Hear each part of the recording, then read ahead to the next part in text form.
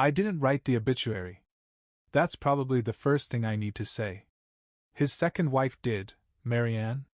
The woman he married a year after the divorce papers with my mother dried out like old leaves on the courthouse steps. Marianne wrote the obituary, and when I read it in the paper, I felt like I was reading about a stranger. James William Tolland, 62, beloved husband, cherished father, respected business owner, mentor, and friend. I almost spit out my coffee. Cherished father. I stared at the words, letting them blur on the page, my stomach twisting into knots I thought I'd long since untangled. They made it sound like he was some kind of saint. Like he hadn't disappeared from my life at 12 and resurfaced only in rumors and Christmas cards signed with a name and no message. Like the man who showed up drunk to my 13th birthday party and passed out in the driveway didn't exist.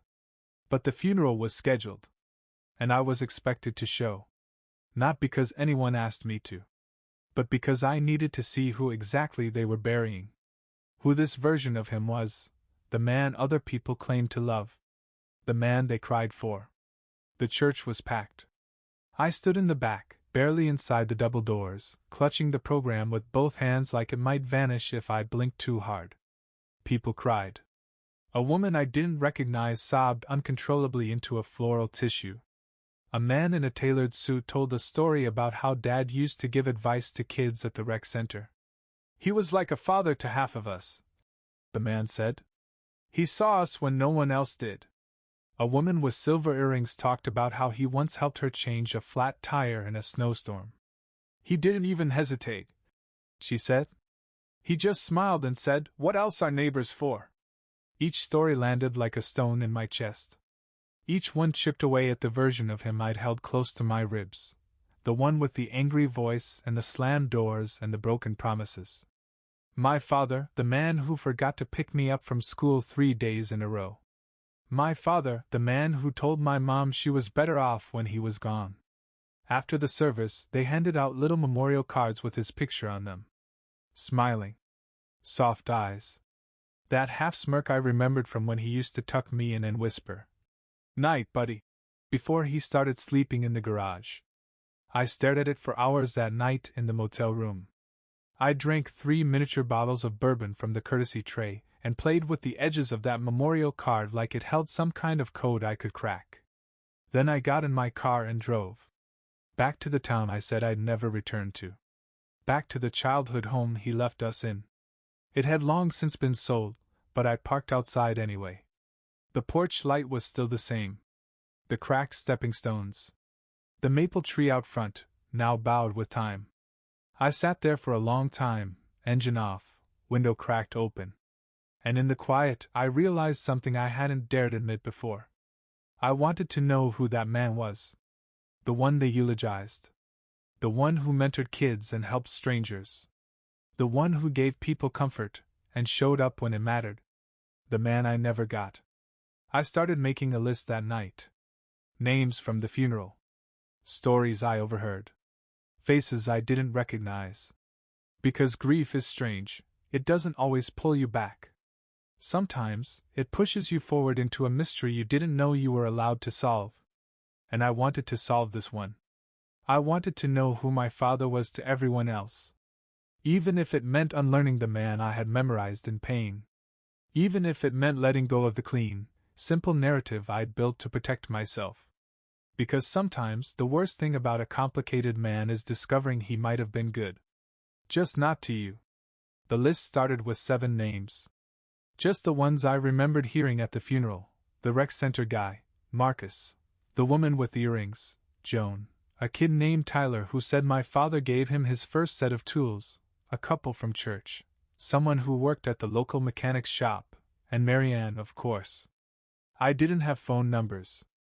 I didn't even know where some of them lived. But I had something stronger than certainty, obsession. I started with Marcus. Found the rec center online and called, pretending I was part of a local feature column. "Sure," he said, sounding almost too eager. "I could talk about James for hours." When we met, he brought a folder full of newspaper clippings and printouts. Photos of kids holding trophies, smiling beside my father. He was like a second dad to half the kids here, Marcus said, pushing a photo toward me. Taught them discipline, respect, accountability. I held the photo between my fingers. There he was, my father, kneeling next to a kid with crooked teeth and a football clutched to his chest. Dad's hand on his shoulder like it belonged there. What did he say about me? I asked before I could stop myself. Marcus blinked. He mentioned you sometimes. Sometimes. Yeah. Said you were smart. Said he hoped you were doing okay. But it hurt him. Not seeing you. I swallowed the knot forming in my throat and nodded. Thanked him. Left the folder behind on purpose. Next I found Joan. She owned a flower shop. She didn't recognize me, but when I said my name, her eyes softened. Oh, she said, leading me to the back room. He loved talking about you. Said you looked just like him but sharper. More thoughtful. I nearly laughed. The idea that my father called me thoughtful felt like someone else's dream. He helped me out that day in the storm, she continued. Didn't ask for anything. Just waited until I got back on the road and then disappeared. That's the kind of man he was. I wanted to scream, but he wasn't that man to me. Instead, I asked if she had any pictures. She handed me a photo taken at a community Christmas event, Dad dressed as Santa, kids piled into his lap. He was smiling like he'd never known a day of anger. I left with it in my pocket. Over the next few weeks, I met the others. Each encounter the same. Warm stories. Acts of kindness. Wisdom shared over coffee or repairs done for free. People spoke of him like he was a rare kind of good, a man who showed up. I kept asking them all the same thing. Did he ever talk about me? Some nodded vaguely. A few were honest. He didn't talk much about the past. He said it was complicated. He regretted it, you know. I could tell. Regret. That word kept surfacing like a bruise. And it haunted me. One day, I found Marianne's address. She lived in a quiet cul-de-sac, the kind with trimmed lawns and wind chimes. I didn't call. I just showed up. She answered in slippers, hair pulled back, face older than I remembered but calm. She didn't look surprised. I knew you'd come, she said, stepping aside. The house smelled like lemon and dust. Clean but lived in. Photos lined the walls. Him and Marianne. Him and Tyler, who I now learned was her son from a previous marriage, who called my father Dad until the day he died. Why did he leave me but raise someone else's kid? I asked. Marianne sat, folding her hands slowly. He didn't know how to fix the damage with you. He said every time he tried, it made things worse. Tyler didn't come with that kind of history. He got a clean slate. I looked at a picture of Tyler and my father fishing, arms slung over each other like they shared blood. He should have tried harder, I said. She didn't argue. Instead, she reached for a drawer and handed me a small box. He kept these. Letters he wrote to you. Never sent. Inside were 7 envelopes. All addressed to me. The first one was dated the year he left. The last one from just a month before he died. I opened the first. Eli. I know you won't understand this right now. I barely do. But I want you to know that I love you. I always will. Your mom and I, we failed each other. But you were never a failure. You're the best thing I ever made. My throat burned. I kept reading. Each letter held more clarity. More sorrow. More truth. I saw you once at the grocery store. You were taller. Hair longer. I almost said hi. But I didn't know if I had the right anymore. You deserve better. I know that now. I hope you find it. I don't expect forgiveness. Just for you to know that I tried. In my own broken way, I tried. I sat there long after Marianne went to bed. Reading. Rereading. Feeling the weight of a father I didn't know I still wanted. And I cried. For the first time in years. Not just for what I lost. But for everything he gave to someone else, and everything he wished he'd given to me. I took the letters home, laid them out on the kitchen table, and whispered to the air, "I'm still listening." The house didn't feel haunted. That was the strangest part. After all the letters, the stories, the memories other people lent me like borrowed photographs, I expected something. A chill in the hallway. A creak in the stairwell. Something to tell me he'd walked those floors, sat in those chairs, breathed the same air I now claimed as mine. But it wasn't haunted. It was just quiet. I spent the next several weeks living in two worlds, the one I remembered and the one I was reconstructing piece by unfamiliar piece. Each story I collected was a puzzle tile that didn't quite fit the picture I'd built in my mind. The more I put them together, the less certain I became of who he really was. One day, I visited the garage at the community center Marcus mentioned. The place where my dad apparently taught kids how to fix up old cars. "Your dad kept this place running," the guy in charge said. "Paid for the tools out of his own pocket sometimes. Wouldn't let the board shut us down." There was a bench in the back with a plaque. "In honor of James Tallant, who built more than engines." I sat there for an hour. The smell of oil and rust brought back flashes, him under our old Honda, shirt stained, cursing in that low growl that used to shake the foundation of my childhood. He never taught me how to fix a car. But apparently, he taught a dozen other boys. Later, I found an old voicemail from a number I didn't recognize. I'd saved it accidentally months ago. I hit play. "Hey, it's Dad. I know you probably won't answer.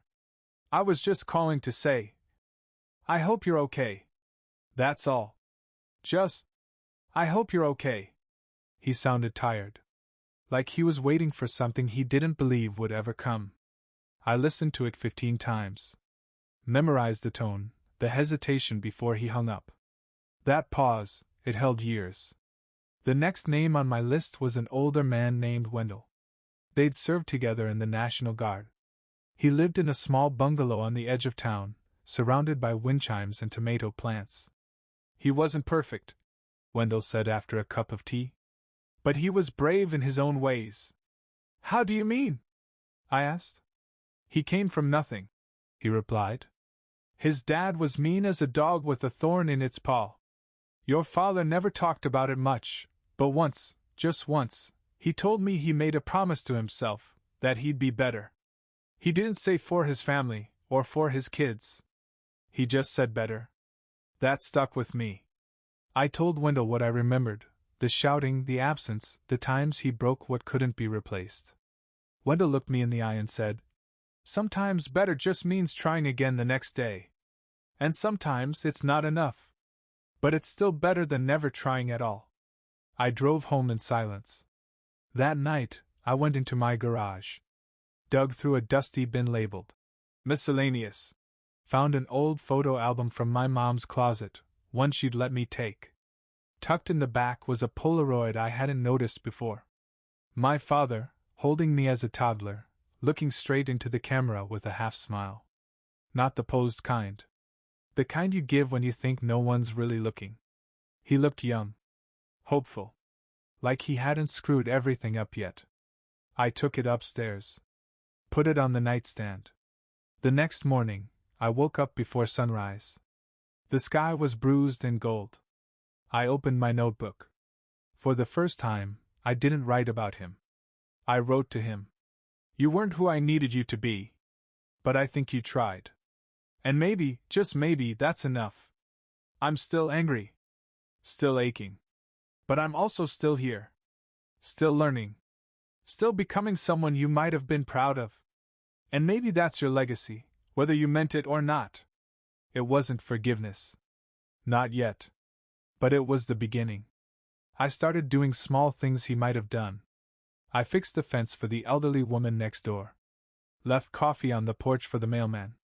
Donated to the center where he volunteered. Not to imitate him. Not to make up for him. But to understand what he gave away to everyone else. And to offer that version of him a place in my story. Even if he never gave me one in his. I started tracing the places he went, like footsteps worn into the floorboards of this town. The barber shop where he always got the same cut. The corner cafe with the blue awning. The stretch of road he used to jog every morning at 6 a.m., rain or shine, according to Marianne. I used to tease him about how serious he looked while running, she told me, handing me a mug of tea. Like he wasn't outrunning something, but chasing it. I tried the run once. Nearly collapsed halfway up the hill near Ridge Avenue. But when I stood there, panting, sweat pouring down my spine, I saw what he saw, the view of the valley, the curve of the river, the way the light hit the town just right. Maybe he didn't run away from guilt. Maybe he ran toward forgiveness. A week later, I got a package in the mail. No return address. Inside, a weathered notebook. On the first page, in familiar handwriting. For Eli, if he ever wants to know the whole truth. It was a journal. Not the kind you keep every day. More like scattered pieces of a man's inner monologue. Confessions written as if he were trying to explain himself to someone who would never ask. I lied a lot. Not to hurt. Just to hide. From what I wasn't, from what I wished I could have been. For Eli, I always wanted to be better. But some men are born with glass hearts. One crack, and everything shatters. Marianne once asked why I never talked about my first son. I told her it hurt too much. That wasn't the whole truth. I thought he hated me. Maybe he had every right to. I think about him when I see fathers at Little League games.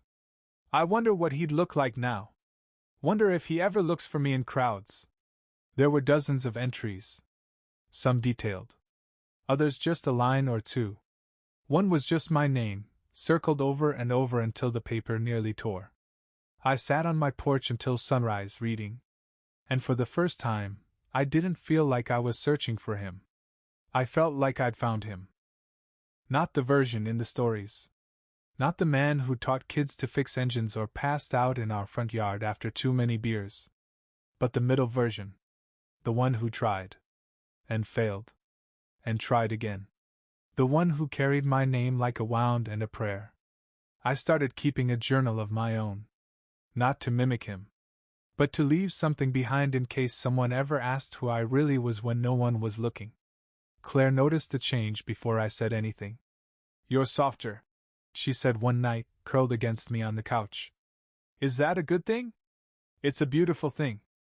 We didn't say much else. We didn't need to. That weekend, I went back to the grave. I hadn't been since the funeral. I brought the notebook. Sat cross-legged in the grass. Read aloud until my throat burned.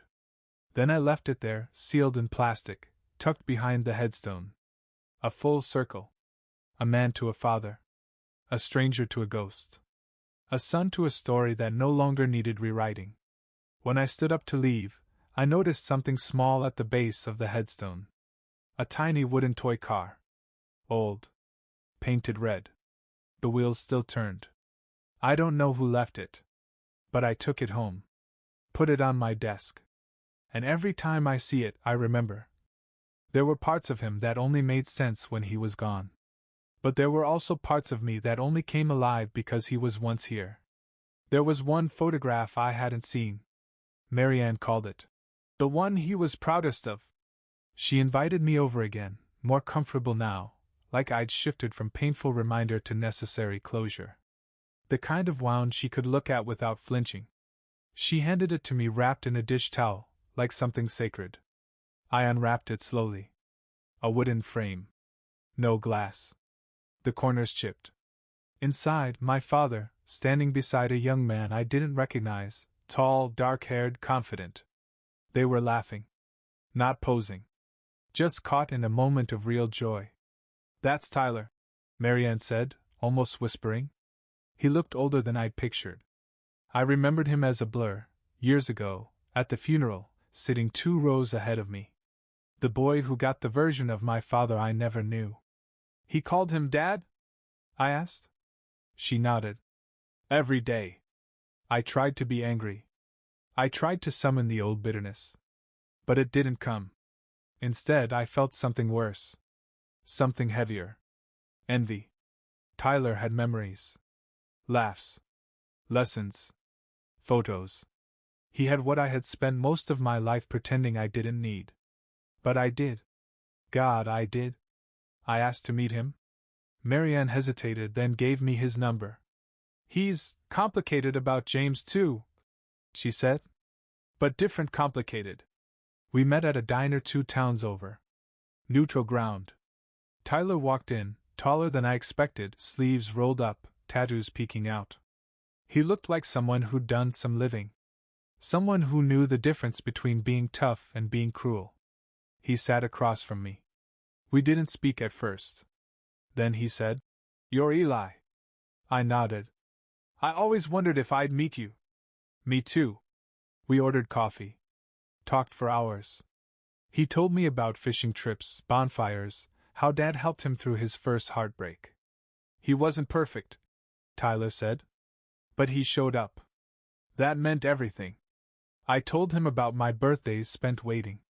The silence. The broken promises. He knew he failed you, Tyler said. He carried that. It never left him. I asked the question I hadn't asked anyone yet. Did he love me? Tyler didn't blink. More than anything. But he didn't know how to love you without hurting you. So he stayed away. Thought that was mercy. It didn't feel like mercy when I was 12. But maybe it was. Maybe absence, for some men, is their warped version of kindness. Before we parted, Tyler reached into his coat pocket. Handed me something. A small, worn compass. He gave it to me the day I graduated, he said. Told me it belonged to his father. Said every man needs help finding his way. I want you to have it. I almost refused. Said it didn't belong to me. But Tyler shook his head. It was meant for you. He just didn't get the chance. I took it. Held it like it might break. That night, I stood in my backyard under the stars, compass in hand, thinking about how men get lost. How they disappear behind pride and fear and history. And how some of them leave behind maps made of apologies and second chances. The next morning, I framed the compass. Hung it beside my father's photo. Not as a trophy, but as a reminder. I wasn't fatherless. I was just unfinished. And maybe, finally, I wasn't alone in that. There's this myth we carry, that the dead stop speaking once they're gone. But my father kept talking long after the funeral. Not in the mystical sense. No whispers in the wind. No flickering lights or ghostly footsteps. But in the way grief speaks, a memory rising in your chest when you least expect it. A voice in your head that sounds a little too much like your own. A silence that tells you something you didn't want to know. The compass sat on my desk like an old truth finally admitted. Every morning, I'd glance at it, as if it might shift direction, point somewhere I hadn't yet gone. Claire noticed. She always noticed. She touched my arm gently when I got quiet, the way someone does when they know you're holding your breath without realizing it. You've been somewhere lately, she said. Somewhere deeper. I think I'm coming out the other side, I replied. Of what? Of him. It wasn't a clean break. It never is. But it was a turning. Like my spine had straightened a little. Like the boy in me who used to wait at the window was finally sitting down to rest. I started visiting the community center once a week. Volunteering. Teaching kids how to sand wood, how to tighten a bolt, how to pay attention to detail. The first time a boy called me, Mr. Eli, I nearly cried. Because I knew instantly I was doing what he used to do. Filling the space he left in others. And maybe, just maybe, in me too. One Saturday, Marcus pulled me aside. You're a lot like him, you know, he said. I flinched. Marcus noticed. Not the part you remember. The better part. The one that stayed late. The one that made sure every kid got home safe. It hit me like a wave. I was becoming the man my father had become. Not the one he was when he left. But the one he grew into, piece by hard-earned piece, after he walked away from the fire he set. It wasn't redemption. But it was real. And it meant something. A month later, I got a letter in the mail. No return address. Inside, a photo. Me and my dad. I was maybe 8. We were at a county fair. He was holding my hand. Both of us mid-laugh. On the back, in handwriting I didn't recognize. He talked about this day all the time.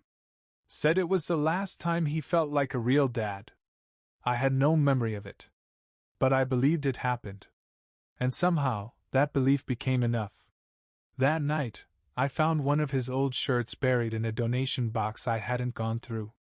Still smelled like him. Cedar and sweat. I held it to my face and wept like I hadn't in years. Because grief doesn't end when you forgive. It only softens. Shifts. Learns how to hold your hand instead of break your ribs. Claire and I stood in the kitchen later, the photo pinned to the fridge. "He's still with you," she said. "Yeah," I whispered. "But so am I." That felt important. That I hadn't been swallowed by him. That I hadn't spent all this time just resurrecting someone else's ghost. I'd found pieces of myself in the spaces he couldn't fill. And in the pieces he accidentally left behind. The next morning, I started writing again. But not about my father. About what it meant to heal without permission. To rewrite a story you didn't start. To become a man in the shape of your own making. Not in spite of the pain. But through it. Because what he left in me wasn't just absence. It was also the space to build. To choose. To stay. And that, maybe, was the love he couldn't give, but somehow gave anyway. Claire and I got engaged in early spring. We were standing in the garden behind the community center, her hands covered in dirt from planting lavender. The ring was in my pocket, heavy as a heartbeat. I didn't do the big speech. Just held it out like a secret finally ready to be told. She said yes without hesitation. Later that night, she asked if I would want to invite anyone from my father's side to the wedding. I froze. "I don't know who that is," I said. "Not really. Maybe this is your chance to find out." So I did something I hadn't done before. I reached out. I sent invitations to Marianne. To Tyler. To Marcus and Joan. To Wendell. Even to the woman from the funeral I still hadn't spoken to, who'd cried like she'd known him in ways I never had. Almost all of them came. The ceremony was small. Humble. Held under a canopy of trees in the backyard of the house Claire and I were renovating. Everyone brought folding chairs and mason jars of flowers. Before the vows, Marcus pulled me aside. "He'd be proud," he said, pressing something into my hand. It was a note. Faded. Torn at the edges. "For Eli, when he finds someone who sees him for who he really is." There was no date. Just my name, and the knowledge that he'd written it before I'd ever introduced Claire to anyone. He believed I would get here. That was a kind of faith I didn't know he had. After the ceremony, we danced under string lights. Tyler gave a short toast. He didn't mention our father by name, but he said, "Some men teach you by being present. Others by what they leave behind." There were tears. Laughter. The kind of gentle ache that only shows up when something's been made whole again. That night, Claire and I sat on the porch, the house quiet, my tie undone, her hair loose. "You okay?" she asked. "I think I am," I said. "Really?" I looked up at the stars. The same sky he must have stared at from 100 different parking lots, wondering how to come back. "Yeah. I really think I am." A week later, I visited the mechanic's shop where he used to work. I hadn't been inside. Not since all this began. The guy at the desk recognized me immediately. "You're Eli," he said. "Jim's kid?" "Yeah." He led me to the back. There was a corner workstation. Clean. Dusty. Still untouched. "Left it just like he had it," the man said. "Said someone would come for it someday." On the wall, a photo of him and me. Me at maybe 5, sitting on his shoulders, holding a wrench too big for my hand. I didn't remember it being taken. Next to it, a post-it note. "He's going to be better than me. I know it." I touched the frame. My reflection caught in the glass. His eyes in mine. His hands in mine. I didn't take the photo. I left it there. Because I finally understood, it didn't belong to the past. It belonged to both of us. And I didn't need to take it to carry it with me. That night, I stood in front of my father's grave again. I didn't bring flowers. I brought my vows. I read them aloud. Not because I thought he was listening, but because I was. To all the things I never let myself say. To all the echoes I thought would fade with time. To the man I swore I would never become, and to the parts of him I was proud to carry forward. I forgive you, I said. It wasn't an announcement. It was a whisper.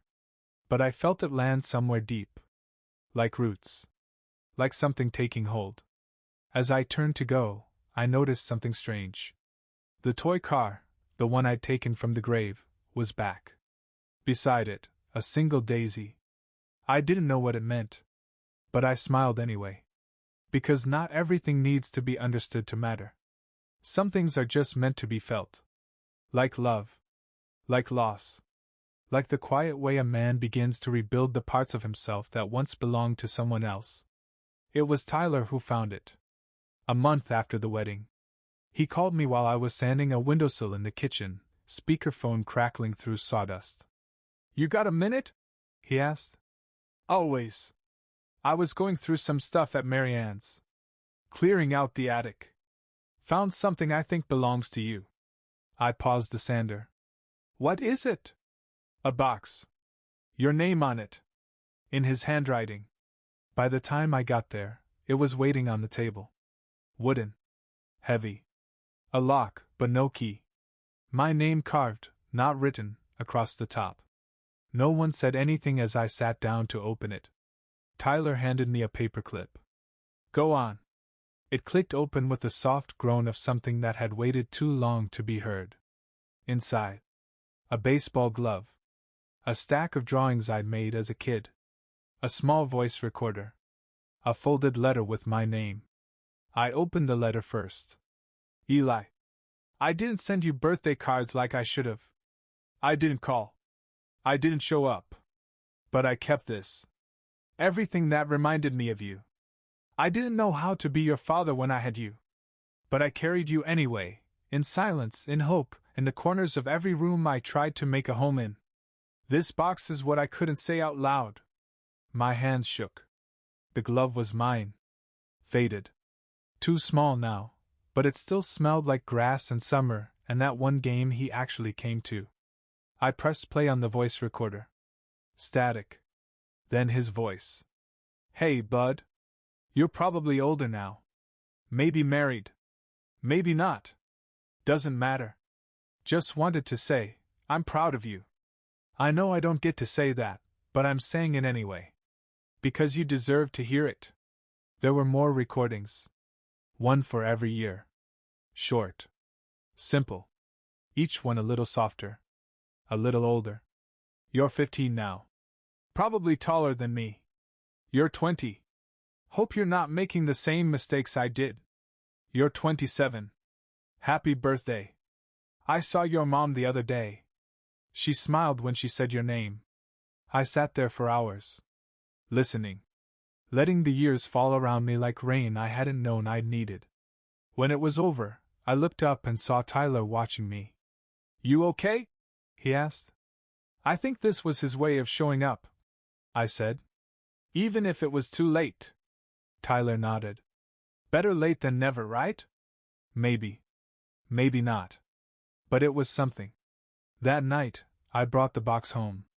Set it on the floor of the nursery we were building. Claire had painted the walls a soft green. The crib wasn't assembled yet. But the light in the room was warm. Forgiving. I sat with the box in my lap. Thought about what it meant to break a cycle. To build a story on top of ruins. To inherit pain, and choose something better. Not cleaner. Not perfect. Just better. Claire walked in and sat beside me. "He'd be proud of you," she said. I shook my head. "I think he already was." The toy car was on the shelf now. The compass beside it. And on the wall above the window, I hung one of my childhood drawings. Me, holding his hand. Both of us smiling. The sky above us bright blue. I didn't remember drawing it. But I remembered wanting to.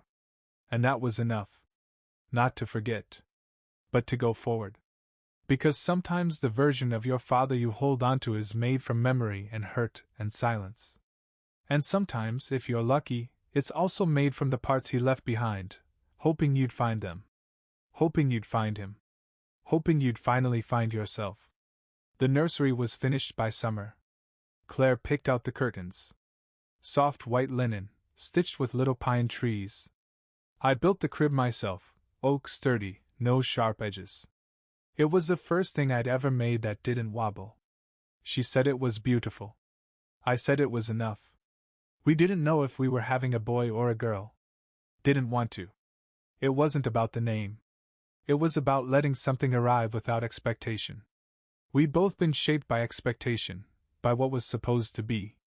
We wanted this to be different. One evening, Claire came home with a bag of old books from a thrift store. She placed them on the rocking chair next to the crib and smiled. "Your father used to read to you?" "No," I said. "But I used to pretend he did." I picked up one of the books. The Little Engine That Could. My throat tightened. I'd found a copy once in a donation bin when I was 9. Read it to myself in the dark, whispering the words like maybe someone else could hear them too. I started reading aloud at night. Practicing. Preparing. But also healing. Because in those quiet moments, I wasn't just reading to a child I hadn't met yet. I was reading to the kid I used to be, the one who waited in a room with the light off, hoping for footsteps that never came. One night I paused. Claire looked up. "You okay? I think he would have been a good grandfather." She reached over, placed her hand on mine. "He already is." A few days later, I went to the attic. I don't know why. Maybe just to see what was left. The same attic where I found his voice. Where everything began. It smelled like dust and forgotten things. But in the far corner, where the light barely touched, something caught my eye. A shoebox. I opened it. Inside, photographs. Dozens. Some I'd seen. Others I hadn't. All of them of me. As a kid. At school. At parks. Some taken from a distance, like he was behind the fence.